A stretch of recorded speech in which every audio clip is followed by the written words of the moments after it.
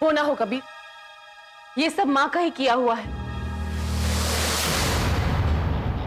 कबीर, आप जल्द से जल्द मां को अरेस्ट कर लीजिए और उनसे पूछताछ कीजिए। मिसेस पलक, ये सब कुछ इतना आसान नहीं है। वो कोई आम औरत नहीं है। उसे अरेस्ट करने के लिए या उससे पूछताछ करने के लिए हमारे पास कोई ठोस सबूत होना चाहिए।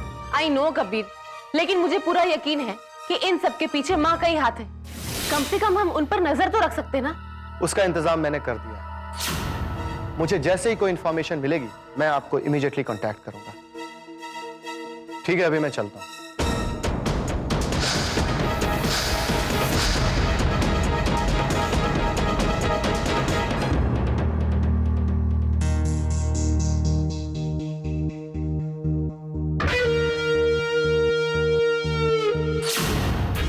वही हुआ जिसका मुझे डर था। अब मुझे ही कुछ करना होगा, ना पुलिस मां तक पहुंच जाएगी। सबसे पहले मुझे ये खबर मां को देनी होगी।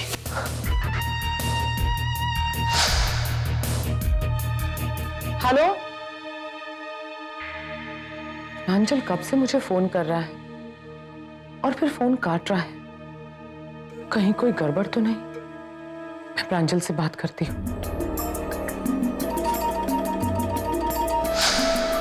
पलक, मैं नहाने जा रहा हूँ। मेरे कपड़े रेडी रखना, मुझे एक जरूरी मीटिंग में जाना है। ठीक है। प्रांजल, तुम्हारा फोन बज रहा है। हाँ, वो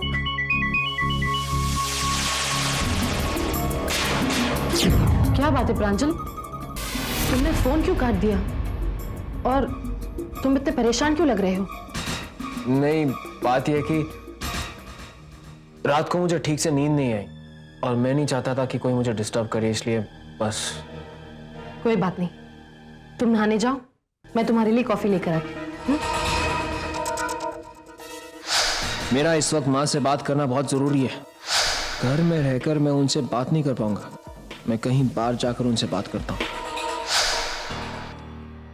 प्रांजल बेटा। जी पापा।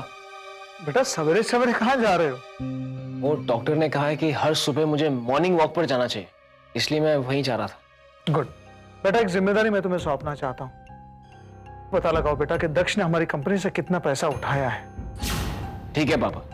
और हाँ, एक बात का खास ख्याल रखना, ये बात मीडिया वालों तक मत पहुंचने देना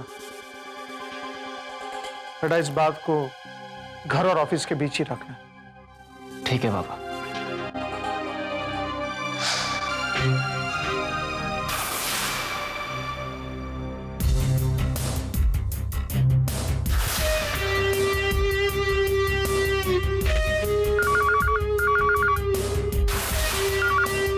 हेलो।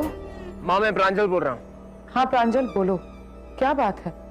तुम कब से मुझे फोन ट्राई कर रहे हो और फिर फोन काट रहे हो? माँ, एक बुरी खबर है।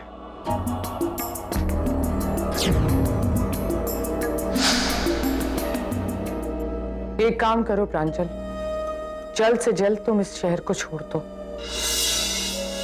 क्योंकि वो लोग आसानी से तुम तक पहुंच सकते हैं और तुम्हारे जरिए मुझ तक। जब तक मैं तुमसे न कहूं, तुम इस शहर में वापस मत आना। ठीक है माँ।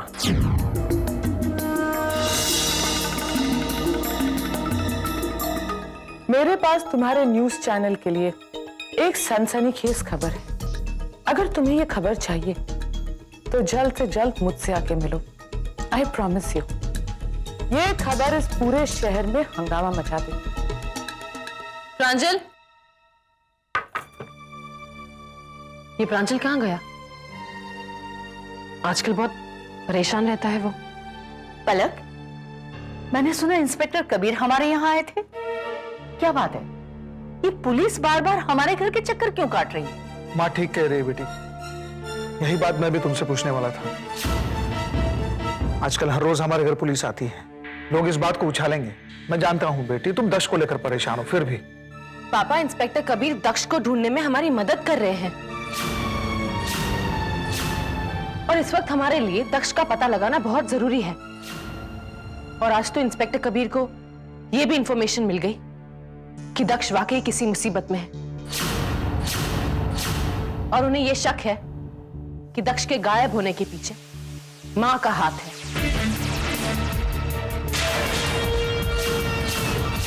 माँ ऐसा क्यों करेगी?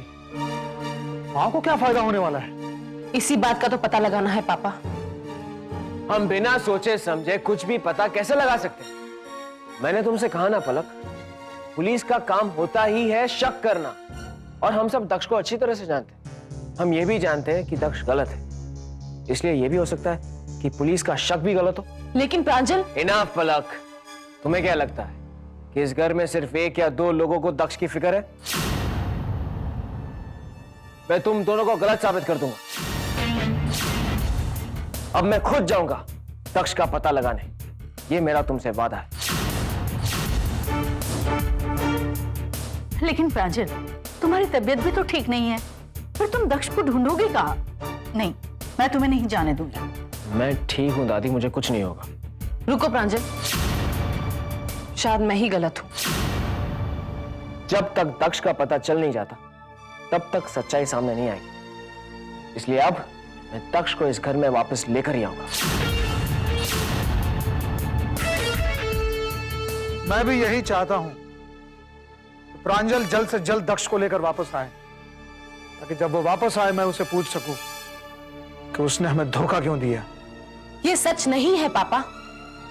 दक्ष किसी को धोखा नहीं दे सकता।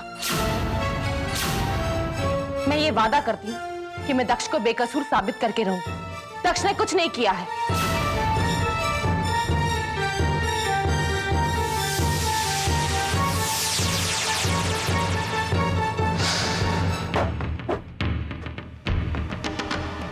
देव,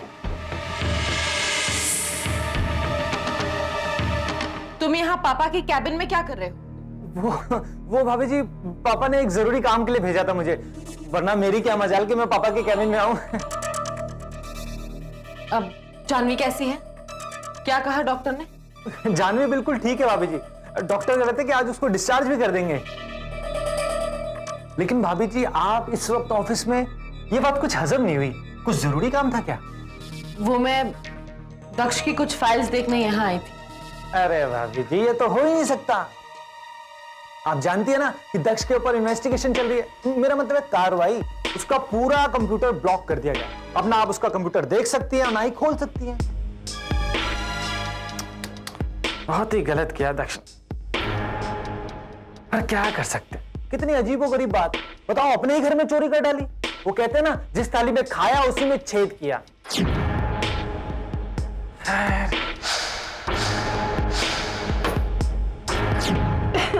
संभल के बेटा, संभल के।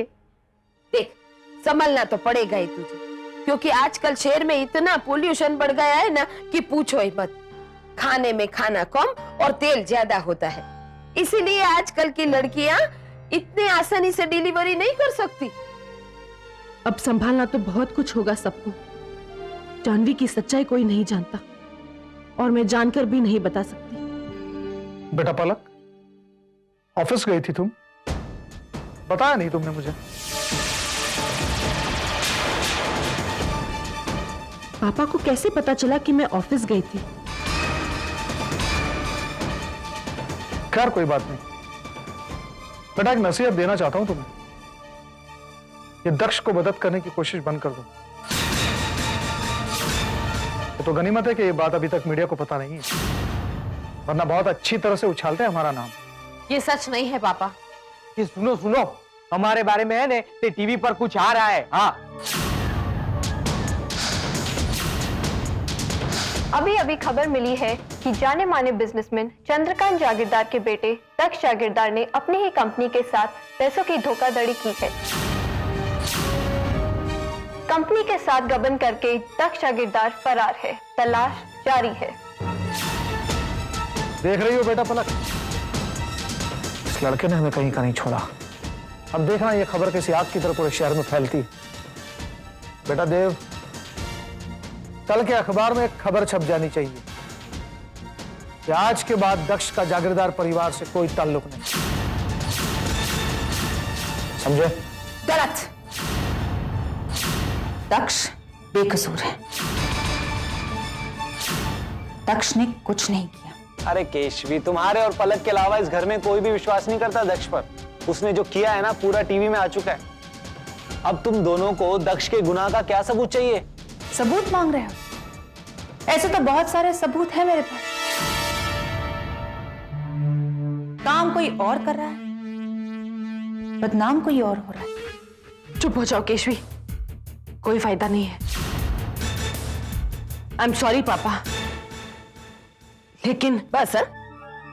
अब लेकिन वेकिन किंतु परंतु कुछ भी नहीं चलेगा।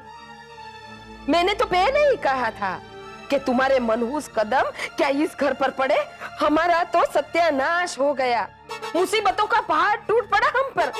फिर बोलना नहीं कि बोला नहीं था। हाँ,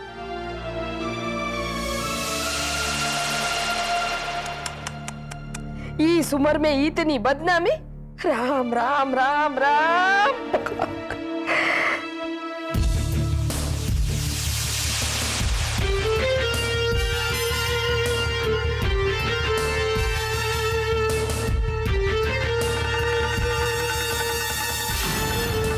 मैंने मेरा दाव चल दिया।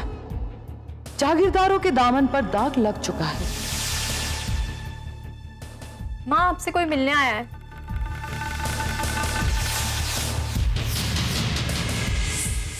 मूर्ख, तुम जानती नहीं वो आदमी कौन है जो मूर्खों की तरह संदेशा देने चली आई? जाओ, चले जाओ यहां से, गेट आउट। अब इस पुलिस वाले से मिलने के लिए मुझे मेरा भाव बदलना होगा। चेहरे पे शराफत का नकाब ओढ़ना होगा।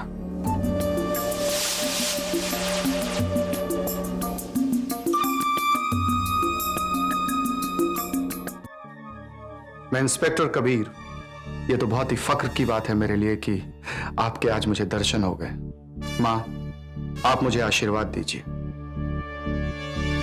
मैं आपसे वादा करता हूं, मैं आपसे दोबारा मिलने फिर आऊंगा। अभी चलता हूं मां। तुम्हें दोबारा ये मौका नहीं मिलेगा इंस्पेक्टर कबीर, क्योंकि माँ से मिलने वही आ सकता है जिससे माँ मिलना चाहती है।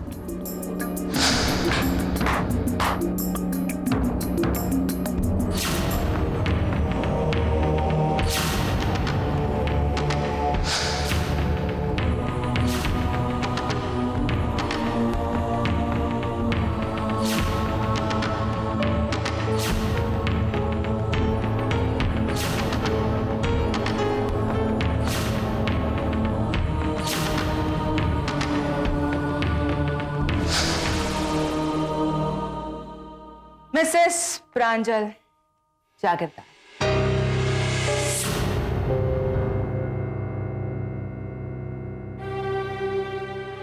क्या बात है, मंदिर जा रही?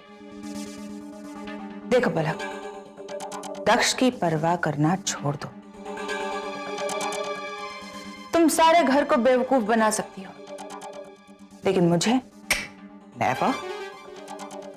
अच्छी तरह जानती हूं कि आज तक दक्ष के साथ जो कुछ हो रहा है उसकी सिर्फ एक वजह है, तुम। बकवास करना बंद करो। अगर मुझे दक्ष की परवाह नहीं होती तो मैं उसे ढूंढती नहीं। तुम अच्छी तरीके से जानती हो कि जब से तुम दक्ष की जिंदगी में आई हो, उसकी जिंदगी में उथल पुथल मच गई है। सीधी सी बात है, ना तुम दक्ष की जिंदगी में आती और ना उसे ये घर छोड़कर जाना पड़ता, और ना मैं अकेली रह जाती। लेकिन for the moment let's keep all these things aside. Palak, मुझे ये बताओ कि आउट ऑफ ऑल तुम देव की मदद क्यों कर रही हो? मैं किसी की कोई मदद नहीं कर रही हूं, मैं बस इस घर की शांति बनाने की कोशिश कर रही हूं। शांति, अमल, पीस, हार्मनी।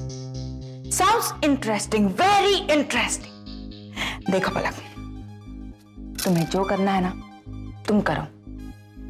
अब मेरे दक्ष को मुझे इस घर में वापस कैसे लाना है, that's my lookout for you. Just wait and watch.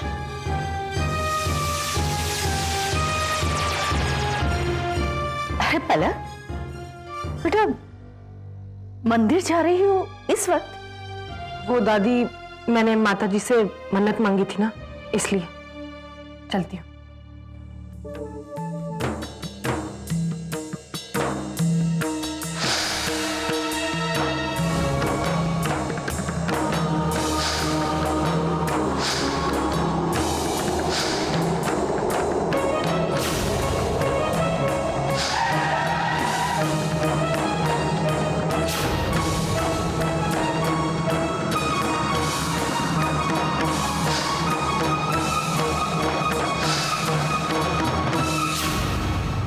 बेटा चंद्रकांत, कहो तो मैं कमिश्नर से बात करूं। ये आप सही कह रहे हैं, अब कमिश्नर साहब को फोन कर दीजिए। नहीं माँ, कोई फायदा नहीं होगा। मीडिया वालों ने हमारी इज्जत मीडिया में जितनी उछालनी थी उछाल चुके हैं। सालों तक इस बिजनेस को मैंने संभाला था, खून पसीना बहाकर इस ऊंचाई तक पहुंचाया था मैंने इस बिजनेस को। एक पल में इस दक्ष ने इस बिजनेस की बुनियाद को झंझोड़ कर रख दिया, बर्बाद कर दिया हमें दक्ष ने। ये तो सिर्फ शुरुआत है, अब बात का बतंगड़ बनाने से क्या फायदा? बतंगड़, बखेड़ा, इस घर की बदनामी। क्या आप सब लोगों को इस घर की बदनामी की फिक्र है? कोई ये क्यों नहीं सोचता कि इससे दक्ष की भी तो बदनामी है?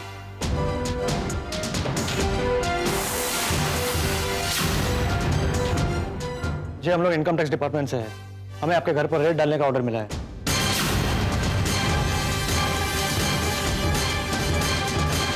आपके ऑफिस में ऑलरेडी रेड पड़ चुकी है।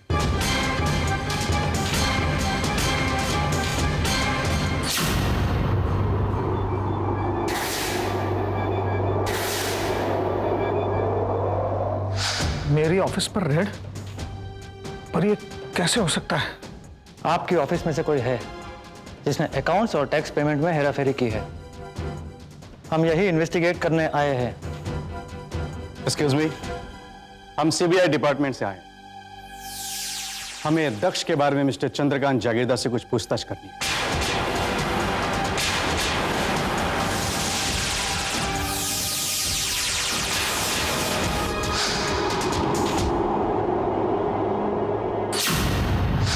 मिस्टर जागीरदार, हमें जब तक दक्ष नहीं मिल जाता आपको हमारे साथ चलना होगा।